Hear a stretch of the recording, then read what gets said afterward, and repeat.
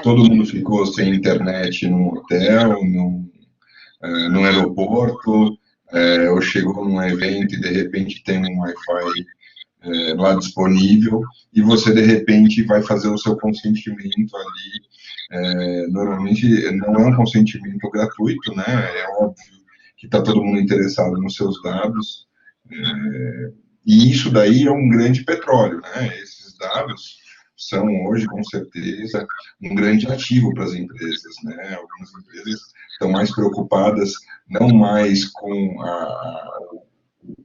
o equipamento em si, a coisa visível, sólida, mas sim com as informações, né? Já vista, hoje o maior ativo da Rolls-Royce não são seus carros, os motores de avião, mas sim os dados que eles vendem a partir daquilo ali, né? E para a gente, Elaine, como que fica agora essa coisa do consentimento, né? Como que a gente vive essa coisa do consentimento sem ter essa proteção? O que acontece? O consentimento é uma das bases legais que a LGPD traz, né? Ele virou a grande pérola da lei. Por quê? Porque o que traz a LGPD? Ela traz um instituto que no direito já é conhecido, mas que ganhou uma nova roupagem com essa questão de proteção de dados, que é a autodeterminação informativa, né? Para as pessoas do mundo jurídico, já era um instituto bastante conhecido, mas para quem não é, eu passo a explicar. O consentimento é a grande pérola da lei de proteção de dados. Ela é uma das bases legais para que você possa tratar os dados. E ele vem justamente desse instituto, então, que eu estava falando antes da gente sair da autodeterminação informativa. O que vem ser esse instituto de autodeterminação informativa?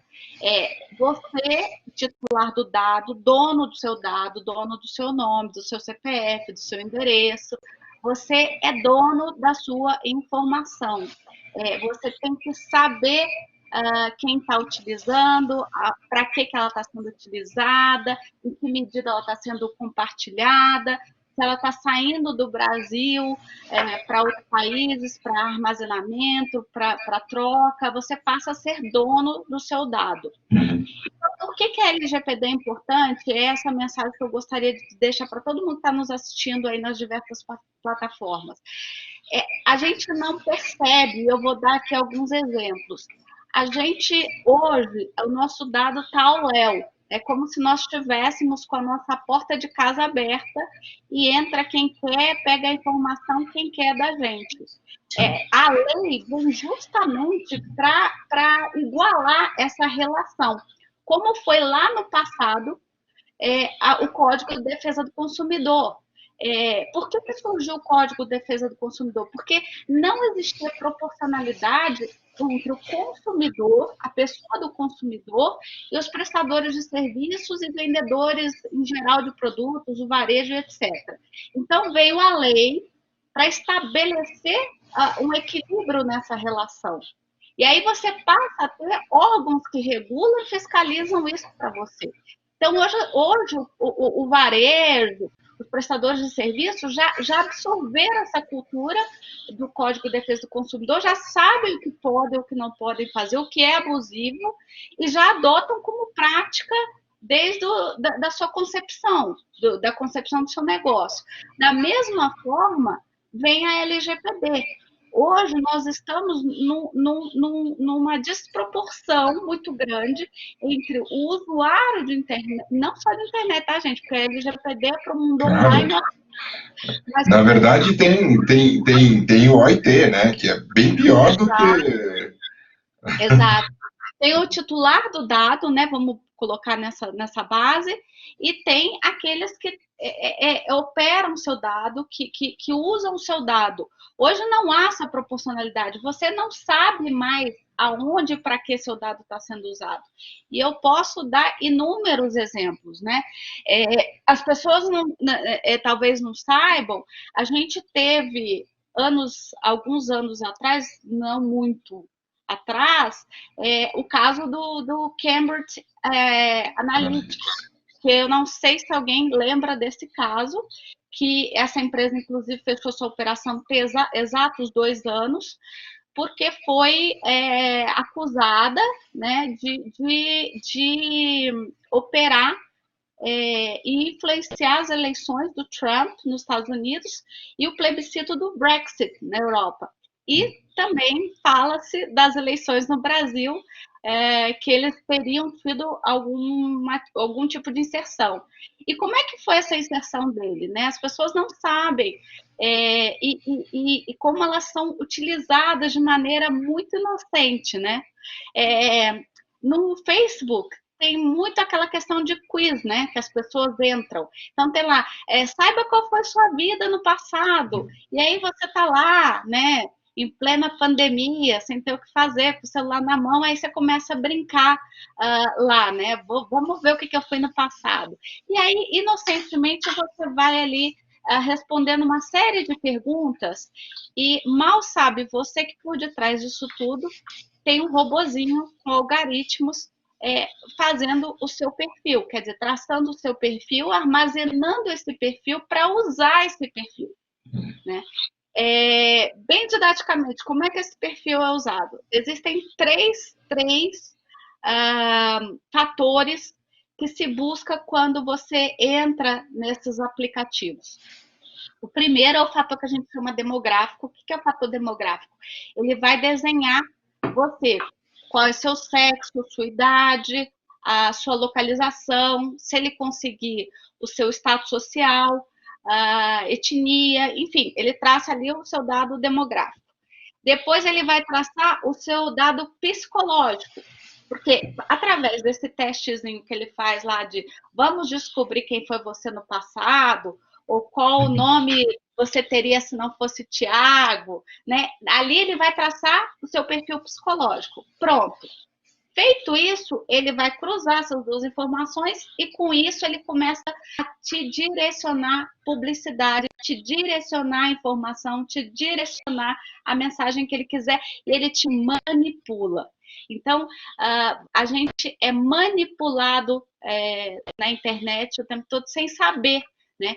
E aí é por isso que uma lei como a LGPD ganha importância muito grande nesse momento, principalmente nesse momento de pandemia, onde a gente passou a ter uma vida muito mais virtual do que física, né? A gente agora está pedindo comida pelo celular, a gente está falando com os parentes por videoconferência, né?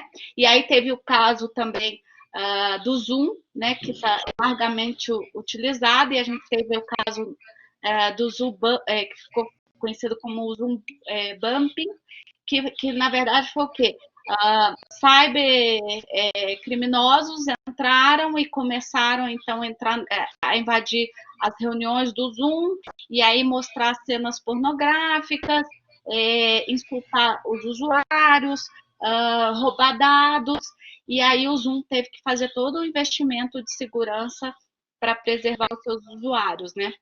Então, cada vez mais a gente vai vivenciar, a gente ouve muito sobre houve violação de dados, a telefonia XPTO vazou dados, houve vazamento de dados no Detran.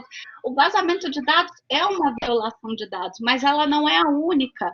Os nossos dados são violados diariamente sem que a gente perceba. Eu acabei de citar aqui o caso do ingênuo quiz que as pessoas respondem no Facebook, né? Mas tem inúmeras outras. Inclusive, teve um aplicativo, aquele que mudava o rosto da pessoa, que era um aplicativo russo. FaceApp, que foi até os artistas, né? Desculpa, viu, Elaine, a minha falta de conexão com essas tecnologias. Eu sou absolutamente analógico nesses ambientes. Mas, de fato, esse foi um problema bem sério em termos jurídicos, por isso que me chamou a atenção. Sim, eu não lembro os nomes dos aplicativos. Inclusive, ele tinha uma política de privacidade que era totalmente distorsiva. Você entrava e você estava dando consentimento para ele fazer o que ele quisesse com o seu dado a qualquer momento. Você lia a política de privacidade deles e era um escândalo, uma coisa inadmissível. Né? Então, com a lei de proteção de dados, a gente começa a ter, então, uma normativa para equilibrar mais esse uso exacerbado dos nossos dados, e você passa a ter órgãos fiscalizadores, né, como a própria agência, a Autoridade Nacional de Proteção de Dados, com todo o seu comitê, que vai começar a fiscalizar e vai começar a orientar.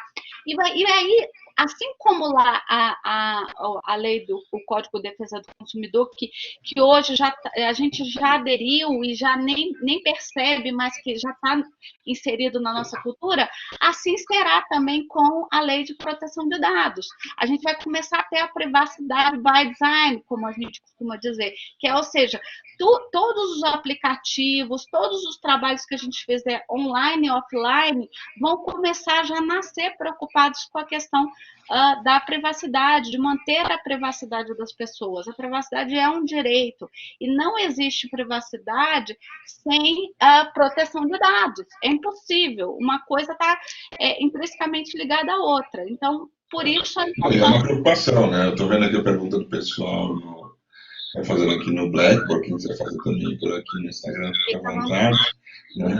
Sobre o consentimento, né?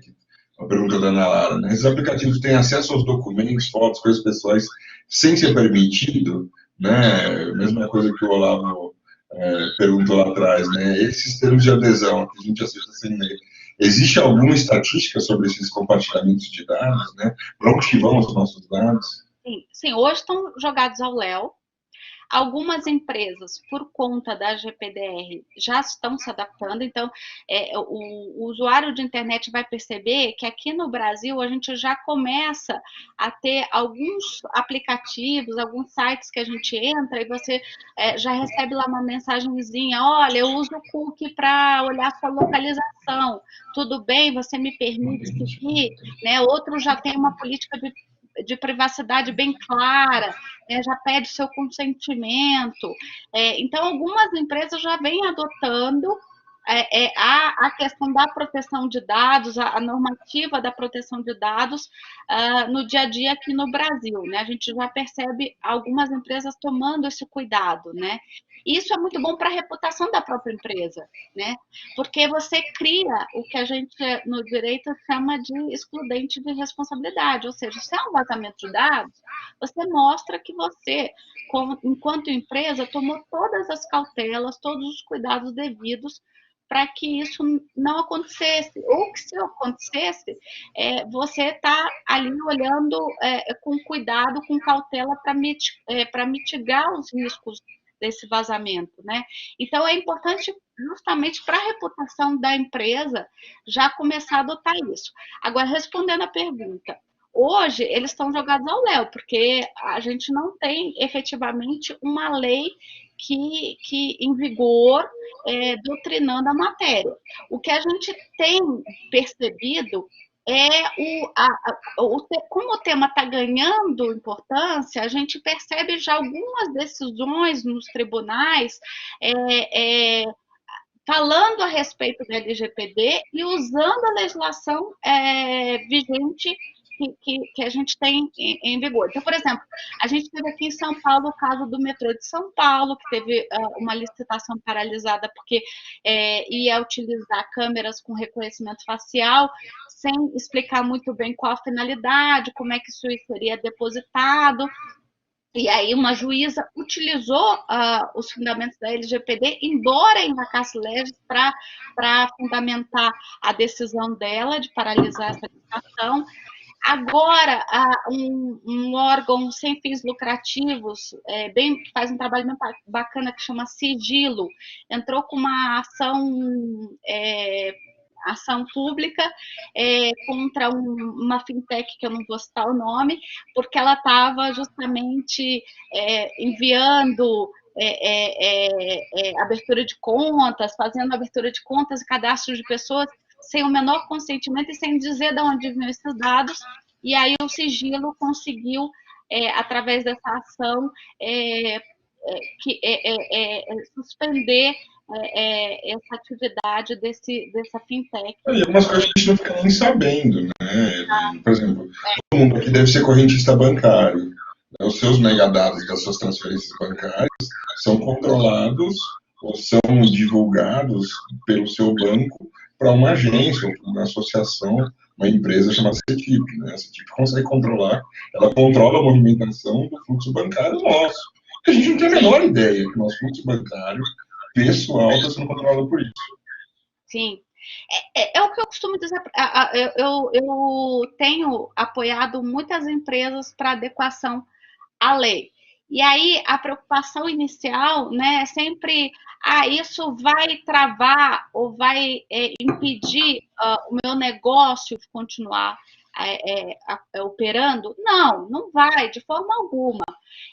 Você não tem agora que deixar de tratar dados, mas você precisa ter a consciência de que o seu trabalho precisa ser transparente e precisa ser dosado. Quer dizer, você vai pedir os dados que você realmente precisa, né? O que se via antes, como a gente cada vez mais a tecnologia foi melhorando, o que a gente via é que cada vez mais você conseguia absorver e acumular um número muito grande de dados num baixo custo, né, de investimento, que eram os data lakes, né, os famosos data lakes para quem é do mundo de TI. E aí as pessoas começaram a acumular dados, isso é uma bomba nuclear, porque se há um vazamento, você está vazando informação de várias pessoas, né? Então, o que a lei vem fazer, não é que ela impeça você de coletar dados e tratar esses dados, mas esses dados têm que ser informados com a finalidade, tem que ter uma finalidade e também tem que ter a questão da transparência, de você dizer com quem que você está compartilhando esse dado, onde ele vai ser armazenado, por quanto tempo ele vai ser armazenado, que dado você precisa coletar, né? A gente antigamente via, eu costumo dizer em sala de aula, né, e para alguns clientes, que meu aluno já escutou esse caso 500 mil vezes. Uma coisa muito comum, e aí sai até do mundo online para offline, são as famosas campanhas de final de ano nos shopping centers, que você vai lá fazer compra de Natal e aí eles falam, olha, a cada R$ 500 em compra, você concorre a um automóvel 0 quilômetro, né? É uma campanha super conhecida já na cultura brasileira. E aí você vai lá, compra os seus R$ 500, você deixa para comprar todos os presentes da sua família naquele shopping para acumular o ticket de R$ 500 para tentar ganhar aquela Mercedes. E aí, quando você vai lá trocar o seu cupom, você descobre que você tem que preencher um cadastro, né? Aí o cadastro mas você costuma vir muitas vezes nesse shopping, além desse shopping onde você frequenta, o que você faz? Ou seja, começa ali a mapear o seu comportamento como consumidor, né? E pega os seus dados. E aí? Né? A campanha não me disse que eu precisava dar os meus dados, ou seja, eu dou de graça o meu dado para ele em troca de uma suposta Mercedes, de um suposto prêmio que eu possa vir a ganhar, né? E esse meu dado, sabe-se lá o que ele vai fazer. Obviamente, ele não está pegando para guardar, ele vai ter uma utilidade comercial para ele, né? Então, é justamente isso que precisa ficar claro agora, né? Você quer meu dado? Ok, mas me diz para quê? Para que você quer meu dado? O que você vai fazer com ele? Por quanto tempo você vai guardar? Com quem que você vai compartilhar? E eu te digo, né, através do consentimento, se eu quero te dar ou não, se eu estou disposta a te dar o meu dado para eventualmente participar de um concurso, enfim. Mas agora tem essa questão do respeito ao titular do dado, quer dizer, o consentimento é um deles, é óbvio que tem outras formas de você operar dados, né? Mas o consentimento é o grande o grande ganho para a sociedade nessa questão do tratamento de dados, que agora você precisa consentir. E aí, outro ponto importante, não basta você pedir meu consentimento me trazendo aqueles contratos cheios de letrinha pequena, né? Então, vou eu lá correndo, né? É, sou mãe, sou profissional, sou dona de casa, sou esposa, e aí preciso entrar numa reunião, né, numa conferência digital, e aí me mandam, porque agora cada um é num lugar, né? Um faz no Teams da Microsoft, outro faz no Zoom, outro faz no Skype. Aí vou eu entrar lá correndo, vem ele me pedir consentimento, ou falar da política de privacidade dele com uma página inteira, como se eu estivesse comprando um apartamento, umas letrinhas minúsculas, né? E aí você, com tempo para entrar na reunião, o que você faz?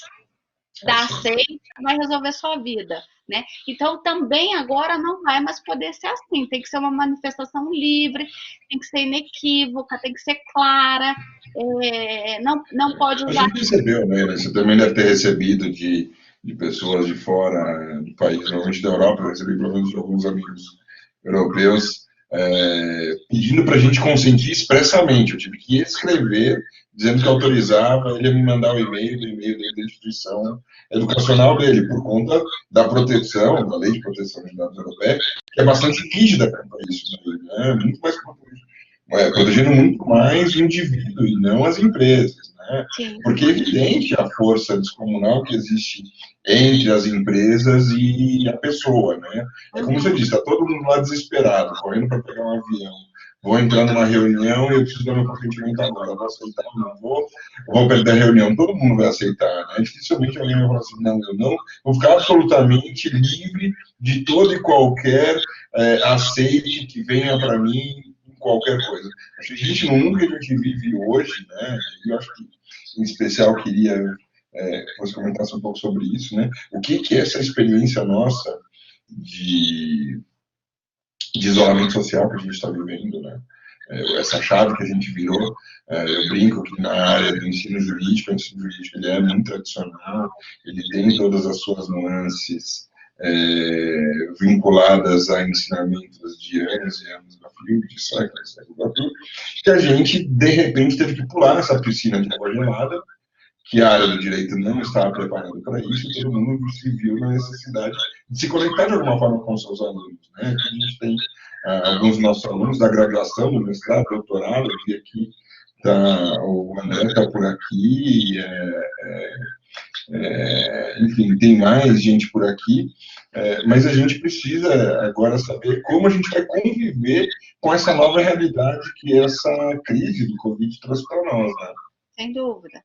E é uma realidade que veio para ficar, né? Não há dúvidas nenhuma de que essa nossa nova realidade, essa nossa nova rotina, ela vai ficar nas nossas vidas. Sem dúvida nenhuma, a gente vai criar a cultura de cada vez mais usar o mundo virtual, né? E eu acho que tem muitos efeitos bons. Aliás, nós temos que dar esse crédito à área de tecnologia, né? Se a gente hoje consegue estar aqui confinado, conversando, falando com os nossos parentes, tocando a nossa vida, é graças a toda essa tecnologia que a gente tem disponibilizada. Mas a gente tem que ter esse cuidado dessa tecnologia não causar danos para a gente que sejam irreparáveis, né? Então, é esse cuidado que nós, do direito, temos que militar a favor e pressionar o legislativo, o executivo, para que isso se torne uma realidade também no Brasil. Porque a questão do vazamento, como bem disse a ministra Rosa Weber, na decisão que tomou no caso dos dados que o IBGE iria utilizar, né, pela MP 954, os danos podem ser reparados, né? Eu não tenho dúvida disso. Eu estou, inclusive, escrevendo, professor, um livro que eu espero que saia depois da Covid, que é justamente sobre os efeitos colaterais da internet, e nós temos inúmeros. Posso citar bem rapidamente para vocês entenderem pode ser um efeito irreparável, porque a gente que não é do mundo do direito, né, as pessoas que não são familiarizadas com o mundo do direito, quando olham uma decisão assim, né, falam, nossa, mas que dano pode ser irreparável num vazamento de dado, né? Então, vou citar rapidamente um. Existe nos Estados Unidos algumas empresas que fazem o estudo do DNA, né? E você entra no site, é bem simples o processo, um deles chama 23andMe, eu vou falar em português para ser mais fácil. Você entra lá, você se cadastra e fala, olha, eu quero fazer um estudo do meu DNA. Ele vai te mandar um kit, ele manda até aqui para o Brasil, um kitzinho, né, que tem lá um cotonete, enfim, para você tirar lá o seu material, colher o seu material e enviar para eles. Muito bem, esse site, ele deixa claro que ele não processa informações de crianças, né? Mas ele não tem um controle. Eu mando meu material lá, eu digo que é meu. Como vai saber? Vai saber se é meu ou se é do meu filho. E aconteceu, né, para as pessoas entenderem que pode ser um dano irreparável. Aconteceu um caso que eu cito nesse meu livro que eu estou escrevendo. Aliás, aconteceram diversos casos, tá? Se vocês entrarem na internet, vocês vão ver que tem inúmeros relatos. Mas esse é um dos relatos que eu trago no meu livro, que é o seguinte: uma mãe preocupada se os filhos herdariam no DNA um erro biológico, genético que ela tinha, que na fase adulta... genético. Exato, que na fase adulta traria aí alguns problemas para eles, resolveu então fazer o teste com os dois filhos, né? Um de 5, se eu não me engano, e outro de 8, já não me recordo, mas a idade é mais ou menos essa faixa. E mandou para a empresa, e eis que ela recebeu o resultado, e de fato as crianças tinham essa mudança no código genético, e não só isso, elas tinham uma propensão a ter esclerose, alguma doença desse tipo. A mãe, se não bastasse saber do resultado, era uma possibilidade, ela contou para toda a família, para todos os amigos e para as duas crianças, que as crianças tinham a possibilidade de, na fase adulta, ter esclerose, enfim, é uma doença parecida com essa. Quer dizer, ela marcou com um X as costas dos filhos, né? Porque, assim, pensa bem, essas crianças podem ter dificuldades de arranjar emprego, né? De se colocarem no mercado de trabalho, elas podem ter um seguro de saúde negado, né? Ou seja, elas podem ter várias consequências ruins, negativas ao longo da vida, por uma possibilidade que não se sabe nem se vai se tornar de fato real na vida adulta. Então, quer dizer, a mãe traçou uma trilha para a vida dos filhos que causou um dano irreparável, porque as crianças agora, fora a ansiedade que essas crianças podem desenvolver e problemas psicológicos pela possibilidade de saber que vai desenvolver uma doença na fase adulta. Quer dizer, isso é um dano irreparável, né?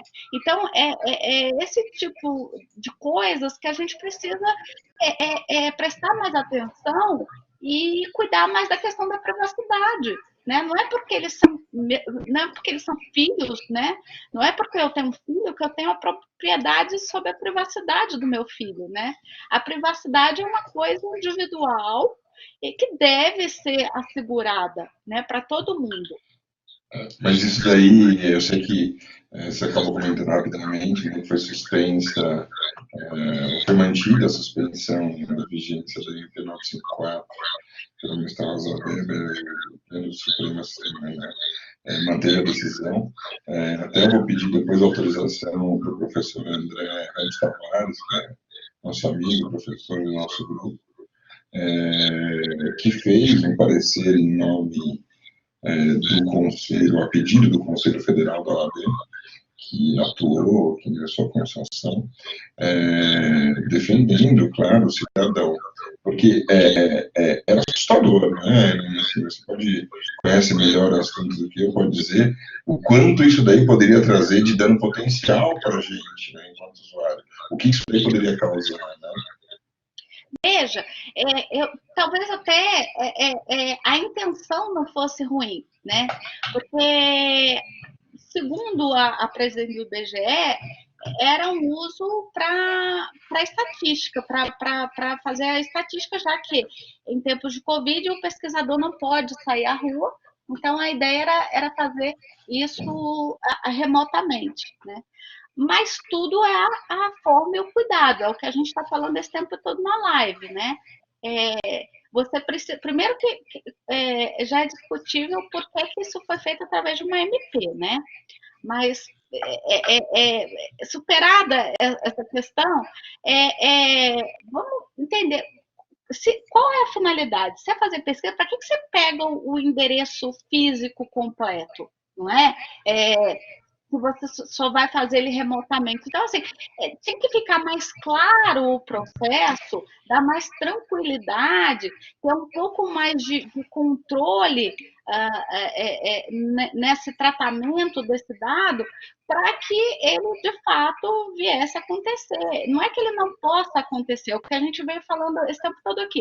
Não é que ele não possa ser feito, mas tudo é a forma como você arquiteta o seu trabalho. Quer dizer, agora você precisa estipular para qual finalidade, que dados eu realmente eu vou precisar, né? E nesse caso me pareceu um pouco estranho a questão de precisar do endereço físico, porque se o pesquisador não vai à casa, para que ele precisa do endereço físico? Me parece muito lógico isso, né? Então, por quanto tempo, aonde você vai guardar esse dado, por quanto tempo, né? Como é que vai ser feito isso? Se você explica isso, se você até anonimiza alguns dados, você dá a garantia de um tratamento seguro e aí ok, né? Eu não vejo problema nenhum, como veio o Estado de São Paulo utilizando, e aí também foi palco aí de uma grande discussão, se era factível ou não o uso maciço aí do dado dos celulares para controlar a questão do confinamento em São Paulo.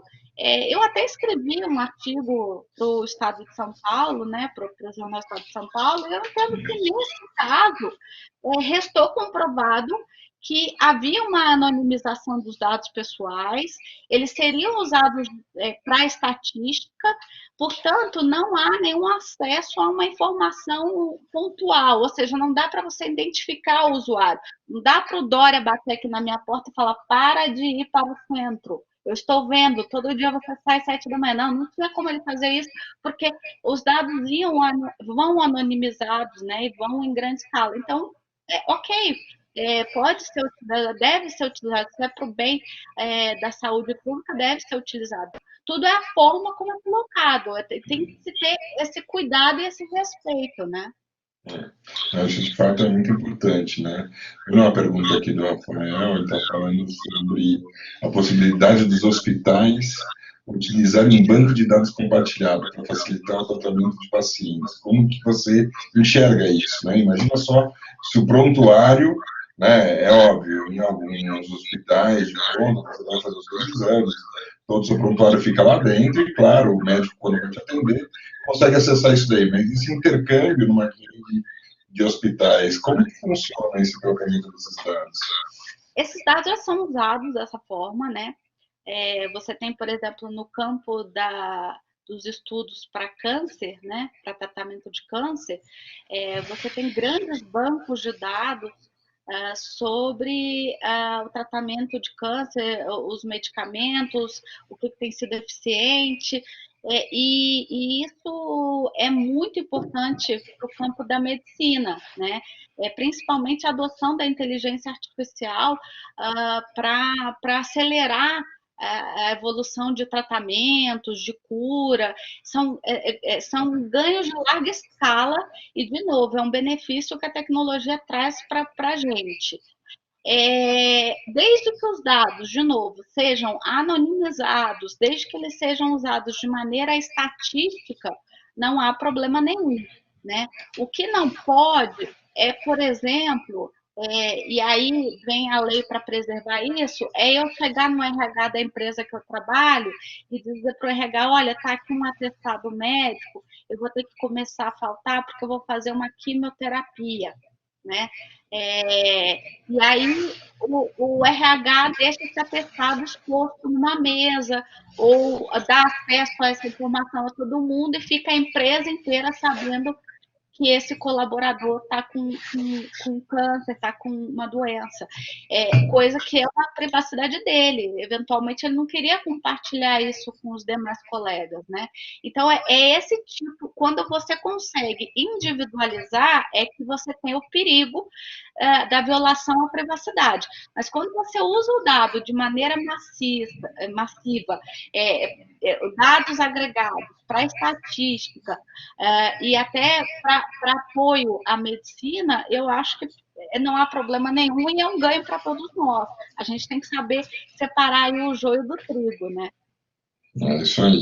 E Elaine, fala um pouco do que você pretende fazer com a gente lá na FADISP. Para quem não sabe, a gente lá na FADISP é uma faculdade de Direito, exclusivamente dedicada ao Direito, com ensino de graduação, mestrado, doutorado. A gente começou desde o ano passado a fazer alguns cursos de curta duração, os nanocursos, para poder aumentar o nível de interação com a nossa comunidade.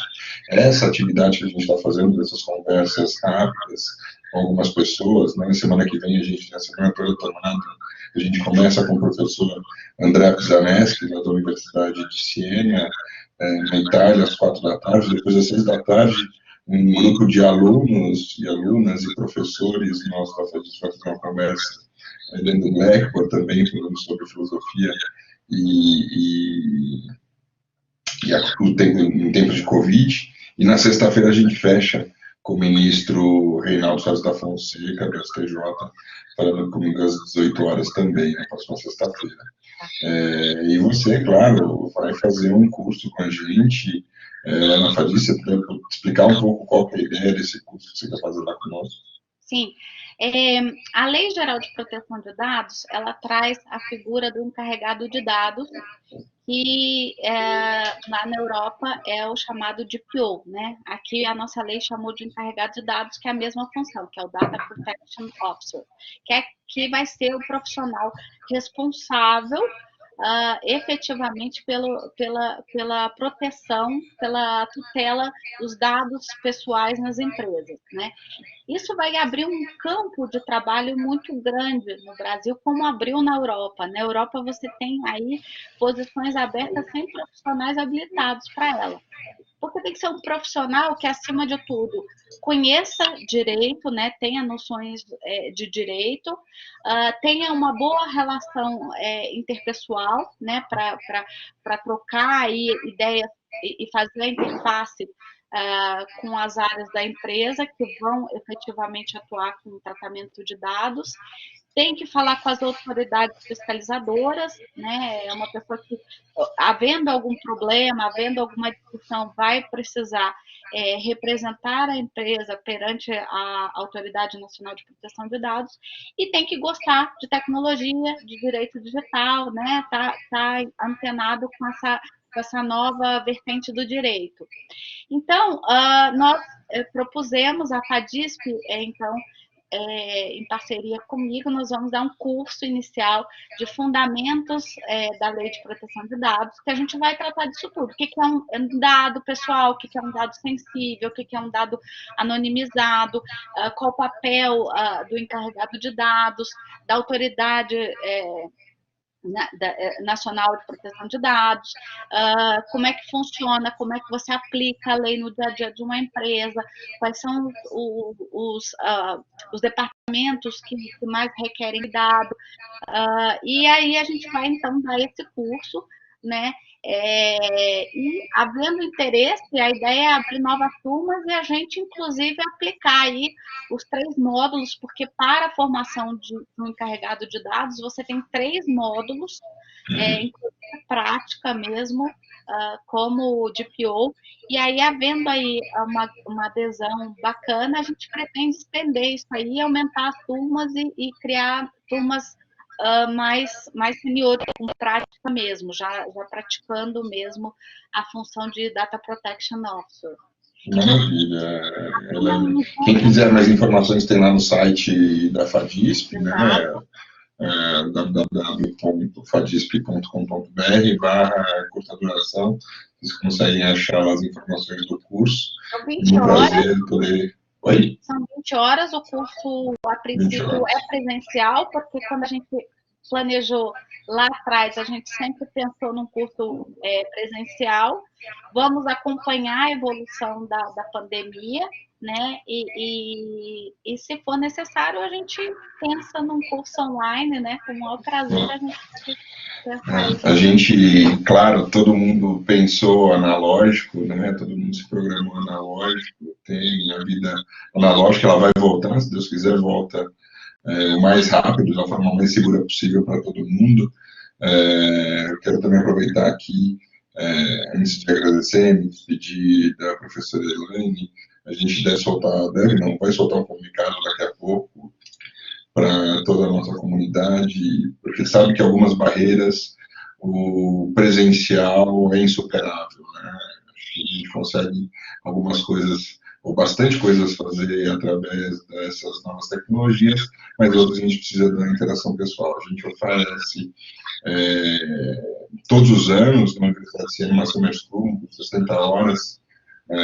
Esse ano a gente estava muito empolgado em poder desenvolver o curso lá em Siena. A gente estava com mais de 80 alunos inscritos só da FADISP e da Uniafa, que é a nossa instituição lá em Goiânia, mas infelizmente a gente foi acometido, não só nós, né, mas o mundo como um todo, e a Itália principalmente, por essa pandemia, e a gente, infelizmente, até a gente conversando, a gente tentou, foi pensando, e aí começaram a cair os grandes eventos do mundo, né? Então, as Olimpíadas foram canceladas, o torneio de tênis de Wimbledon, o Festival de Jazz de Montreux, até o Oktoberfest em Munique já cancelaram mesmo em outubro. E aí, de fato, a gente viu que não teria condição de desenvolver as atividades esse ano presencial. A gente até pensou em fazer não presencial, mas, de fato, a interação entre os professores com os alunos, a experiência de cultura, de social entre nós, é insuperável, né? Então, a gente resolveu esse ano cancelar a edição, mas já marcando as datas para o ano que vem, de 5 a 15 de julho. Eu sei que a gente tem vários alunos nossos aqui de graduação, de mestrado, doutorado, alguns deles inscritos. A gente vai transferir a matrícula para o ano que vem. Quem não pôde ir esse ano, ou quem não se programou para ir esse ano, já pode se programar para o ano que vem. A gente vai arrebentar com o nosso curso lá em Siena presencialmente. Elaine, queria te agradecer enormemente, um prazer te receber aqui hoje na nossa conversa na FADISP. A gente quero te agradecer muito a sua disponibilidade em compartilhar conosco um pouco do seu conhecimento aqui. Ansiosos para te receber fisicamente lá na FADISP. Também. Essa com certeza é a primeira de muitas interações que a gente ainda deve ter ao longo da nossa atividade. Sim, foi um prazer. Obrigada mais uma vez. Estou à disposição. Quem tiver dúvida, quem quiser saber mais sobre o tema, pode me consultar. Meu Instagram é @ElaineKeller, com 2 L's, e o meu e-mail é elaine@kellersa.com. Tá? E quem tiver gostado do tema e tiver aí agora em tempo de pandemia querendo conhecer um pouquinho do caso da Cambridge Analytica que nós citamos aqui, tem no Netflix dois seriados bem bacanas sobre isso, que é o Privacidade Hackeada, né, em inglês The Great Hacker, e também o Brexit. Os dois tratam desse tema, né? E no Now tem uma série bem bacana, que foi pouco divulgada, que chama Vítimas Digitais, e aí vai abordar um pouquinho da questão da violação de privacidade das mulheres no campo penal, da questão das mulheres que têm aí imagens delas postas por seus parceiros em YouTube, Instagram, e aí esse ministério também do NAU aborda muito bem, inclusive com profissionais falando e comentando sobre os casos. É bem interessante. Tá, João. Obrigado mais uma vez para os nossos alunos que agora têm aula. Boa aula para vocês, uma boa semana. Estejam em segurança, com saúde, fiquem em casa, lavem as mãos.